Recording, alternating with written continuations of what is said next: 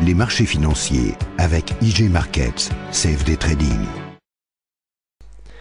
Bonjour, c'est Gilles du site boursicoté.com. Voici l'analyse technique du CAC 40 pour cette journée du mercredi 12 septembre 2012. Avec aujourd'hui donc une séance d'hésitation puisque malgré une ouverture sur un gap haussier à 3547,40, nous avons marqué un plus bas à 3525,88, un point haut à 3575,41 avant de revenir en clôture à 3543,79. Le CAC 40 gagne 0,18% sur cette séance, 6,5 points gagnés par rapport au cours de clôture d'hier. Et donc c'est une séance qui s'inscrit dans une continuité haussière que je vous avais décrit hier en traçant ce trend.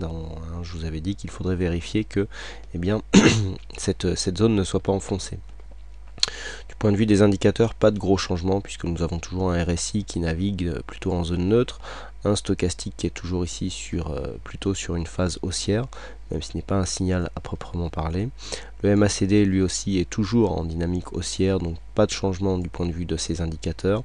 Les volumes donc sont en hausse par rapport à ce que nous avons eu hier, donc là c'est très important. Nous verrons que cette séance de hausse et avec donc une bougie hésitante et des volumes en hausse peuvent nous apporter certaines informations avec une volatilité légèrement dans la moyenne, puisque nous avons a priori 1,4% de volatilité intraday.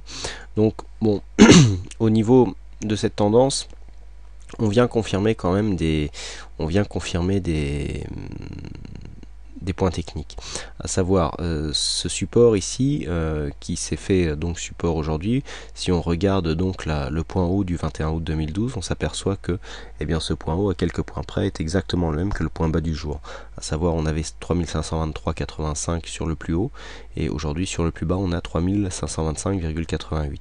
donc on a très peu d'écart et donc on confirme ici le fait que nous avions eu une première cassure ici qui avait provoqué une petite phase de consolidation qui nous avait fait définir ici ce support par un deuxième point de contact, et puis hier la dynamique a repris, a propulsé les cours donc sur cette zone que je vous avais dit proche des bandes de Bollinger supérieures qui risquaient de brider un petit peu la dynamique, et vous voyez qu'on a totalement valider ici la cassure de ce point haut puisque cette zone s'est transformée en zone de support. Donc ça c'est un point relativement intéressant pour la continuité de la phase haussière. Par contre, ce qui est un peu moins intéressant, si on veut dire, surtout si on est haussier, c'est que nous avons des signes comme quoi cette phase de hausse va commencer à avoir du mal à se développer.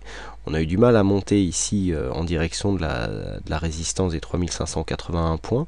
On a marqué un doji d'hésitation, alors même qu'hier la dynamique était plutôt bonne.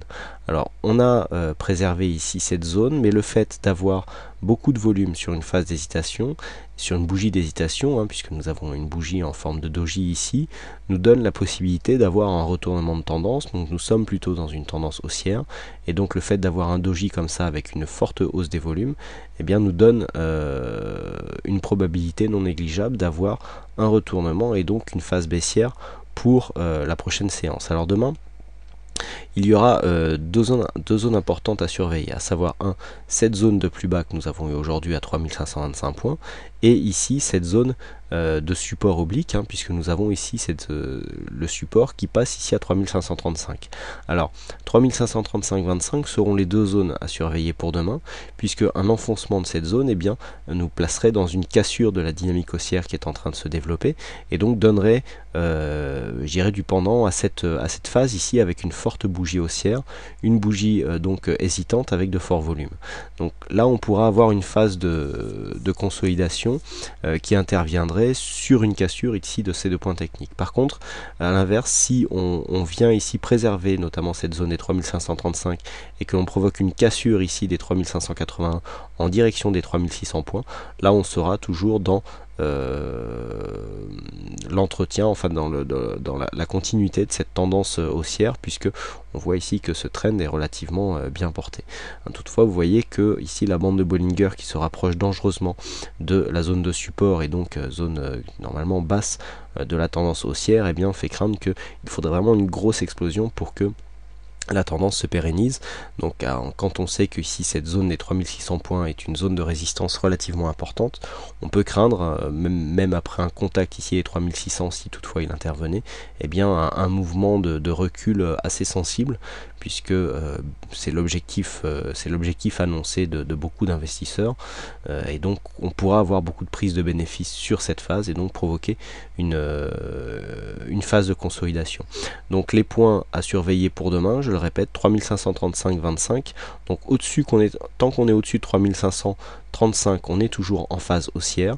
Une cassure des 3525 ici, tant qu'on ne dépasse pas ici 3460, nous place dans un biais plutôt neutre. 3460 est une phase de consolidation annoncée, puisqu'il correspondrait ici à une phase overlap, donc cette résistance qui pourrait devenir support. Donc on serait dans une phase neutre, mais neutre parce qu'il pourrait encore y avoir un retournement en direction des 3600 points, ou alors une cassure qui pourrait nous provoquer une phase baissière. Par contre, sous 3560 et 3460, et notamment en cas de cassure direct des 3410, eh bien on passerait en tendance plutôt baissière, le fond de tendance donc bien confirmé à la hausse, puisque nous avons toujours des plus bas et des points hauts moyen terme significatifs supérieurs aux précédents, donc tendance haussière sur le point de vue moyen court terme, et donc je dirais plutôt neutre, vu au vu de cette bougie ici hésitante. J'étais déjà neutre hier du fait de ce rapprochement ici entre la Bollinger et le haut de la bougie. Vous voyez, on a bien été bridé aujourd'hui, on l'a dépassé. Alors on peut longer la bande de Bollinger,